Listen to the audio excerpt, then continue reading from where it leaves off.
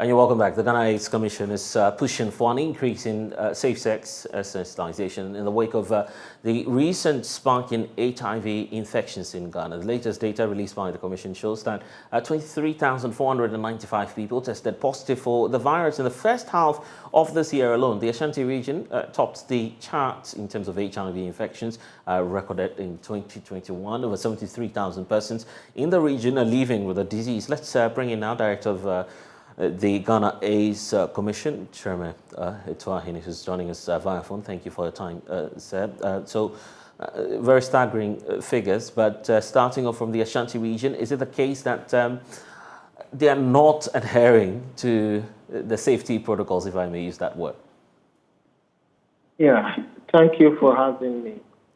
Actually, adherence to treatment is an issue. It's one of the challenges we are having with the program, the AIDS program in the country. There is high level of treatment adherence, poor treatment adherence. Hello? I'm with you, sir. Oh, okay. There is high level of poor treatment adherence among the persons living with HIV who are on antiretroviral treatment. And that has a lot of implications. First of all, it may lead to drug resistance, which means that it can affect their health if they do not adhere to treatment. And a major issue with poor adherence is loss to follow-up. A number of people, after, starting treatment and feeling well, especially those whose viral load, is at the undetectable level, they feel well and think that the virus is probably not in their system anymore, and therefore they stop taking the medication. Others also follow the false claims by herbalists and spiritualists and stop taking the medicine. And that is a major issue for the program. So going forward, so it is not just Ashanti region. It's across the country, in all the regions. Yeah. So going forward, what do you intend to do? Oh, yes. The Ghana Health Service is, and the stakeholders, the implementing partners, have initiated, practical steps to addressing these problems. So they have what we call case managers who follow up newly initiated clients on antiretroviral medicines and support them to adhere to treatment. And if any of them are having problems, they follow them up. And one of the things we are also doing is what we call the Back to Care campaign. Those who stop the treatment have to come back to the health facilities and continue their treatment, because it is only by continuously taking the antiretroviral medicines that would ensure that they become and remain virally suppressed, so that they do not transmit the virus to their sexual partners, and also do not have to have disease progression and not dying of AIDS. And so these efforts are being made using people we call case managers, in addition to models of hope. And these models of hope are trained persons living with HIV who provide adherence support to newly initiated persons living with HIV on treatment. And I recall that the last time we engaged on this, you are equally raising concerns about some undocumented cases of infection. Yes, yes. The data on the national estimate data show quite clearly that there are more than 100,000 people who live with HIV but have not been diagnosed because they have not gone for the test. And so the national goal of the goal of the national response is to actually diagnose at least 95% of persons living with HIV in the country by the end of 2025. And if more and more people are not testing to know their status, especially if they have HIV, then it creates a problem for themselves and for the country because they will spread the virus, or they are the ones who are spreading the virus.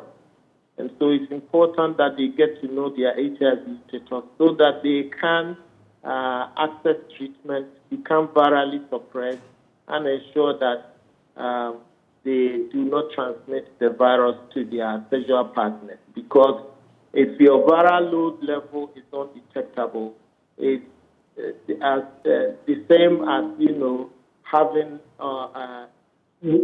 being unable to transmit the virus. So we say U equals U. Undetectable is equal to untransmittable. And so they cannot transmit the virus. And that is very important because it is by maintaining viral suppressed status that one continues to enjoy good health and have improved life expectancy. And then they are well positioned, to work and be more productive. But without antiretroviral treatment, they will obviously fall ill and die if they do not go back on treatment. Anyway, we're grateful for your time.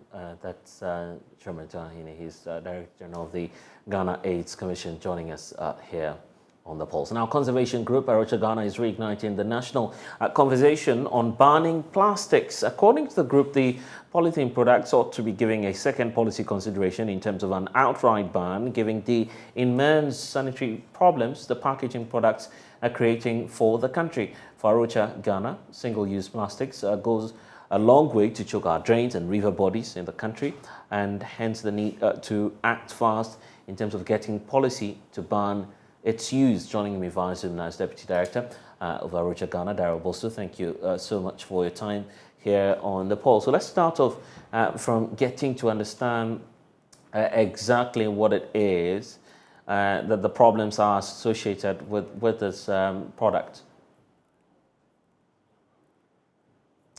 Well, so we'll definitely try and get Daryl Bosu on, but in fact, they've been making some proposals as well, which far outweighs issues relating to just plastics as well. They've been calling for a number of reforms in terms of getting things done. So let's look at some of the proposals they've been calling for and other issues relating to the single use of plastics. We'll get that for you on your screens shortly.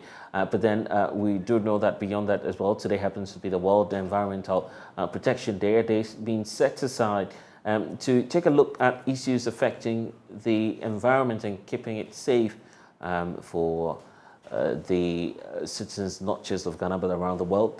Let's get more on some of these issues and try and bring you, first of all, some of the proposals from Arocha Ghana. First of all, they are asking that all galamsey activities in nearby river bodies across the country should be halted with immediate effect. When it comes to mining near river bodies, they do not offer any services, in particular plans by government to convert a critical watershed like a Tiwa, for instance, the rainforest reserve, into a bauxite mining pit should be abandoned with immediate effect. They believe that's one of the ways to protect the environment. They are also going ahead to indicate that banning of single-use plastics and, of course, issues relating to the product, the polythene product. There must be the promotion of some innovative greener packages in terms of alternatives from industries with wider public education and support for recycling agencies. And then at point 3, Arocha is making the point that government and state institutions must fully enforce all regulations on the preservation and management of Ghana's river environment.